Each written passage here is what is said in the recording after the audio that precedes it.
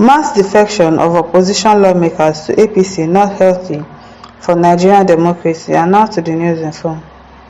The Resources Center for Human Rights and Civic Education (CHRI-CED) has said that the mass defection of lawmakers to the ruling All Progressive Congress (APC) poses a risk to Nigerian democracy. The executive director of CHRI-CED, Comrade Ibrahim Zikirullahi, who stated this on Tuesday while briefing journalists on the state of the nation, said while they recognize the right of Nigerians to belong to any political party of their choice, the current wave of defection is gradually turning the country into a one-party state. That's what they want to achieve. That's their plan. That's their goal. That's what APC is trying to achieve. He said, such a scenario would diminish the effectiveness of opposition parties, stifle political discourse, and limit the electorate choices. The political landscape in Rivers State has become increasingly tumultuous following the defection of 27 lawmakers, creating an atmosphere of uncertainty and unrest.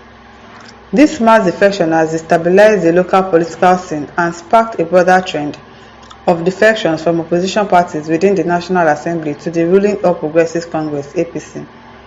This shift raises significant concerns about the health of Nigeria's democracy and the principles of political pluralism. The Resource Center for Human Rights and Civic Education (CHRI-CED) recognizes and respects individuals' fundamental rights to freely choose their political affiliation. Political diversity is a cornerstone of democratic governance, allowing a range of voices and perspectives to be represented in the political arena.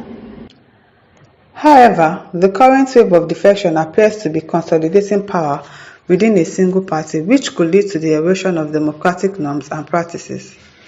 As more lawmakers abandon their original parties in favor of the APC, there is a growing fear that this trend may culminate in the establishment of a one-party system. Such a scenario would diminish the effectiveness of opposition parties, stifle political discourse, and limit the electorate's choices, he stated. Zikirullahi further noted that a healthy democracy thrives on competition, debate, and the ability of citizens to hold their leaders accountable. He said, the diminishing presence of opposition voices could lead to complacency within the ruling party, reducing the incentives to address the needs and concerns of the populace. According to him, if these trends of defections continues unchecked, the repercussions could be severe. A lack of political competition may result in less responsive governance to the people's need, increased corruption, and a general decline in public trust in political institutions. We don't even trust them any longer. We do not trust our party system any longer. We don't trust INEC. We do not trust them. We've lost hope. Like, what's the point of going inside the sun, putting myself under the sun, saying that I want to vote for my candidate, and at the end of the day, somebody will rig the election and say, okay, I'm going to put this person there because I have the power to do so, or because I can change numbers, because I can rig election. And corruption keeps increasing, and public trust too keeps diminishing. We don't trust any of these people again. Furthermore, the marginalization of opposition parties could lead to social unrest, as disenfranchised citizens may feel that their voices are not being heard or represented. He also described the Edo and Ondo gubernatorial elections and the local government elections across the state as a mockery of democracy. Zikirullahi said the recent off-cycle election held in Edo and Ondo states are the most prominent expressions of the crisis facing credible elections and the possibility of an independent election umpire in Nigeria. The CHRICED noted that Nigeria's democracy stands at a crossroad with the dangerous tendency of a political class to capture by all means. They've already done it before, and so they can do it again. Capturing by all means, becoming president by all means. They've done it before.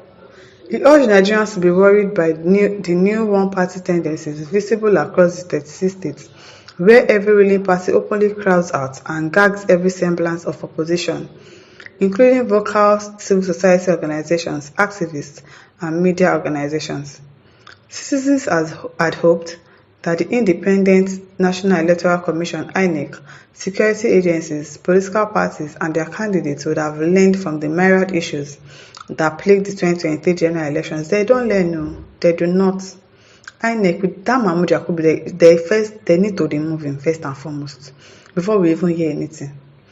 This hope was rooted in a desire for a renewed commitment to democratic norms and practices that would ensure the integrity of the electoral process. Regrettably, this expectation was not realized, as a troubling array of electoral misconduct marred the elections in Edo and Ondo.